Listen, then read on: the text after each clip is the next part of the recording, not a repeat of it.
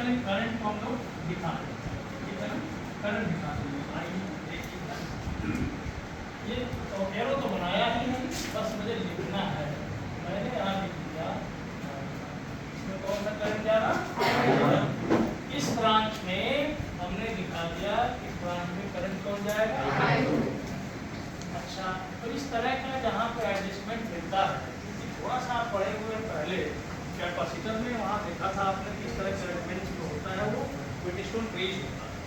अब वो बैलेंस है, तो जो डायगोनल आपका बीडी है इसमें करंट फ्लो नहीं करता, ये जो डायगोनल है ये कौन है, बीडी है, इसमें करंट फ्लो नहीं करता। लेकिन ये बैलेंस नहीं है, क्योंकि आप देखिए यहाँ 10 है, यहाँ 5 है, यहाँ 5 है, यहाँ 10, अगर यहाँ पर 2 आया तो यहाँ पर 1/2 आया, तो इसमें बैलेंस नहीं, इसमें करंट फ्लो करेगा।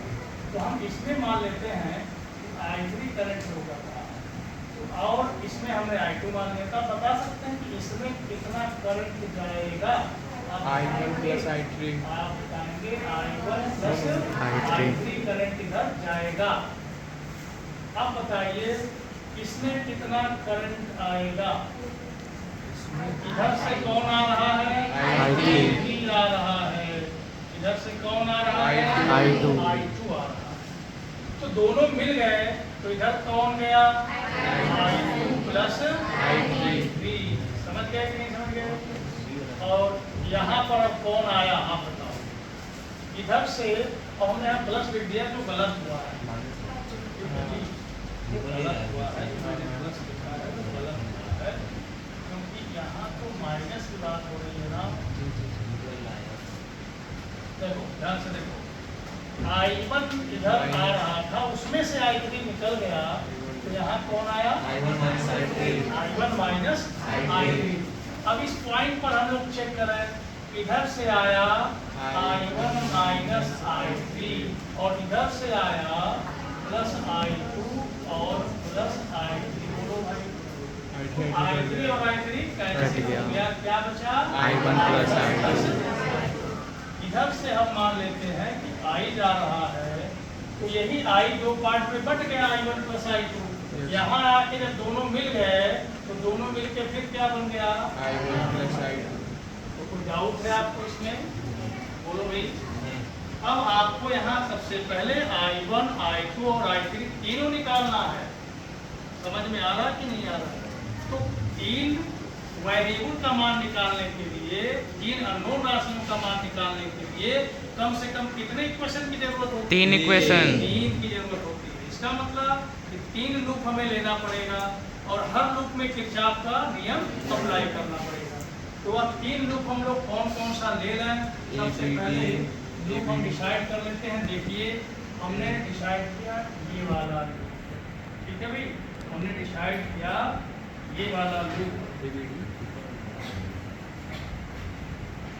हमने डिसाइड कर दिया ये वाला लूप। देखो ये वाला लूप देख पा रहे हैं आप, दिखा। उसके बाद दूसरा लूप हम डिसाइड कर लेते हैं, ये देखो ध्यान से, ये वाला क्लियर हो गया। और उसके बाद एक और लूप हम लेंगे और वो लूप होगा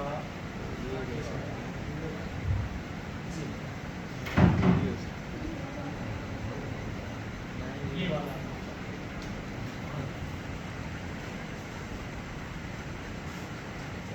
कुछ समझ पाया, यस सर, सारे लूप आपको दिख गए। ये 3 लूप ले लेंगे और तीनों में किरचॉफ का लूप, इसका नाम देखें, नंबरिंग लूप नंबर 1,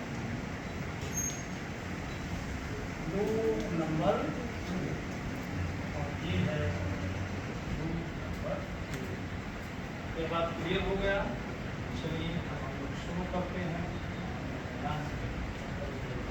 सबसे पहले इन मेष 1 बाई KVL बंद पास 1 में किरचॉफ के नियम से, बंद पास 1 किरचॉफ का नियम अप्लाई करेंगे। तो आप बताइए इसमें रेजिस्टेंस कितना है, जल्दी बोलो। 10 सब ओम। लोग बोलो। 10 ओम। और करंट I1 क्या लिखेंगे आप? I1 इंटू 10 10 I1 प्लस या माइनस? प्लस बोलो। प्लस। प्लस होगा। दूसरा रेजिस्टेंस इस पास में है 5, तो 5I2 लिखेंगे। अब बताओ प्लस की माइनस? माइनस। सब लोग बोलो। माइनस। माइनस। उसके बाद फिर हम आगे बढ़ेंगे तो हमारे पास एक तीसरा रेजिस्टेंस है जो 5 ओम का है, उसमें करंट है I3। आप इसको बताएंगे कि ये प्लस होगा कि माइनस? प्लस। प्लस हो गया। अब आप बताइए कि पहले वाले लूप में और कोई रेजिस्टेंस है कि नहीं है? नहीं है। नहीं है। अब क्या खोजेंगे आप? ईएमएफ खोजेंगे, सेल खोजेंगे, बैटरी खोजेंगे। क्या कोई सेल और बैटरी है उसमें? नहीं। नहीं है। तो आप सीधे सीधे क्या लिखेंगे? 0 आंसर में क्या लिखेंगे? 0 आप देख पा रहे हैं इसमें कुछ कॉमन हो सकता है क्या? 5 5 से डिवाइड कर सकते हैं ना? Yes sir. तो क्या होगा बताओ? 2I1 2I1 minus I2 plus I3 और plus I3 I3 is equal to 0। This is equation number 1। कोई कंफ्यूजन किसी को? अब आगे बढ़ते हैं। बंद पास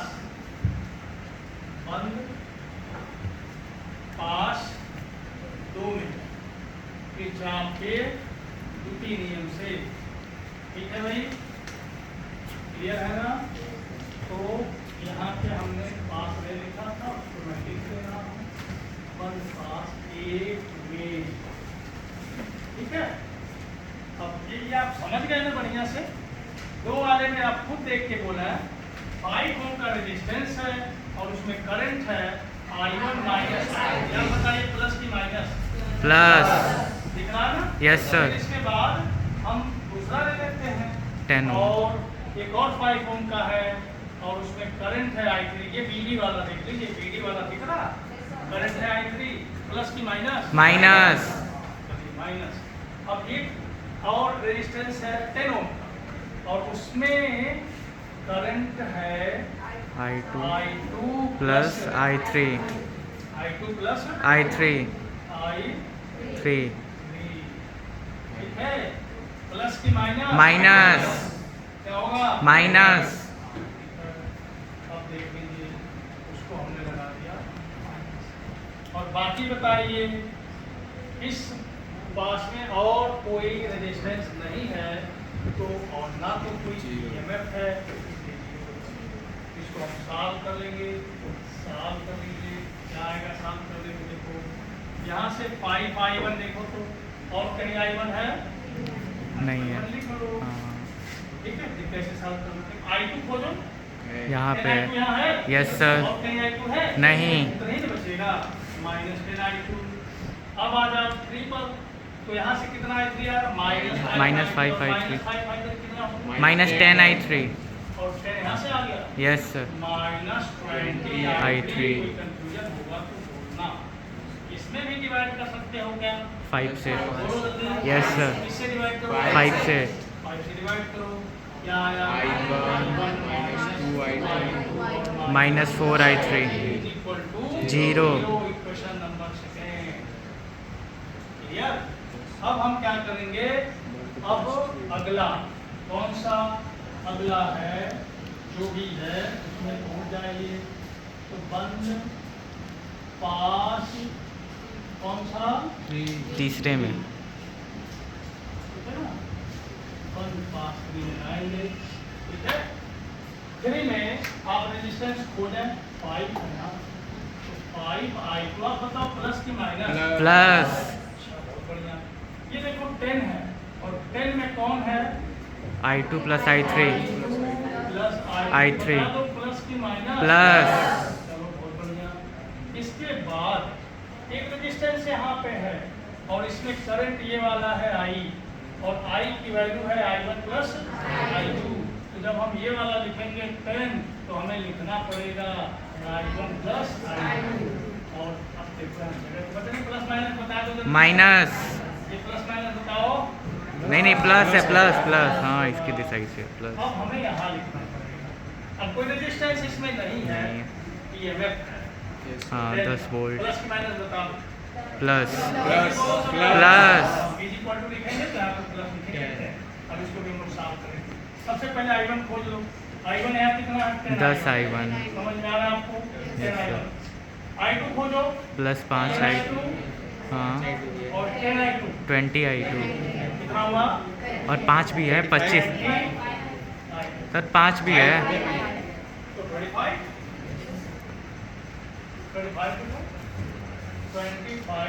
I2 अब I3 खोल लो। प्लस 10 I3 बस यही है। Yes sir 10 I3 is equal to 10 समझ गए? Yes, अब sir. आप कर देंगे डिवाइड 5 से क्या आएगा? 2 I1 2I1 plus 5 I2 5I2 plus 2 I3 2I3 बराबर 2 equal to 2 ये बन गया इक्वेशन नंबर।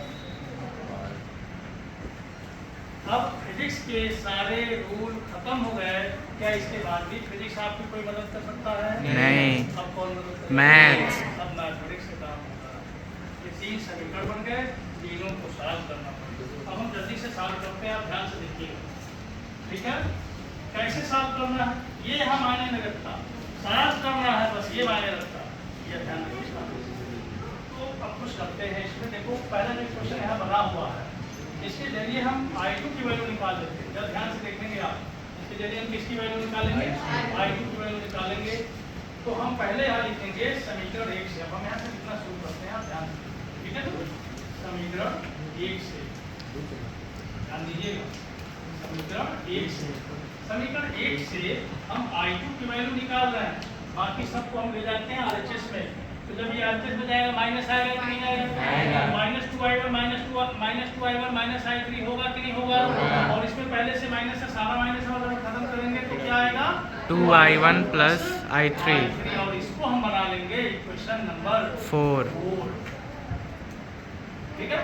अब तुरंत हम पहुंच जाते हैं इक्वेशन नंबर 2 तो समीकरण 2 में आ जाते हैं। देखो समीकरण 2 में आ जाते हैं, दिख रहा है आपको? बोलो भाई। समीकरण 2 में आ जाते हैं। समीकरण 2 में जब आएंगे तो करना क्या है आपको? I2 के जगह पे यही रख देना है। तो I1 ध्यान दीजिएगा इक्वल टू 2